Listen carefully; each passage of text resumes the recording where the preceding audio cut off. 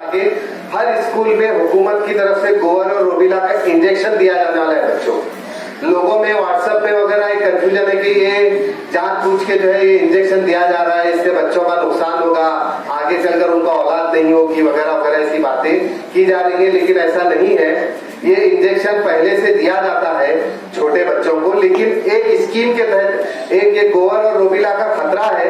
ये बीमारी आने के बाद आगे चल के बहुत सारे प्रॉब्लम्स होते हैं, लेकिन पूरे हुकूमत की सतह पर एक साथ पूरे हिंदुस्तानी बच्चों को ये दिया जा रहा है। सिर्फ मुसलमान के बच्चों को नहीं, बल्कि हर जात, हर धर्म, हर स्कूल के बच्चों को ये दिया जाने वाला है और डॉक्टरों की मौजूदगी में दिया जाने वाला है। और उलमाए कराम वगैरह को भी ये तमाम तफसीलात बताई गई है ये इंजेक्शन क्या है। अगर बच्चा बहुत ज्यादा बीमार है, उसको बुखार है, तो ऐसे बच्चों को नहीं दिया जाएगा। इसके अलावा सभी बच्चों को 8 महीने 10 महीने से लेकर 15 साल तक के बच्चों को ये इंजेक्शन दिए जाएंगे। 2 इंजेक्शन है वो।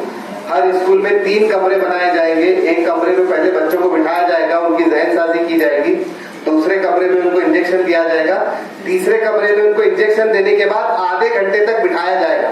अगर उन्हें कुछ चक्कर वगैरह आती है तो फौरन जो है उसका इलाज किया जाएगा। एहतियातन जो है 3 कमरे बनाकर, एक लसीकरण का, एक निरीक्षण का और एक प्रतीक्षा, ऐसे 3 कमरे बनाकर उसका इंजेक्शन दिया जाएगा।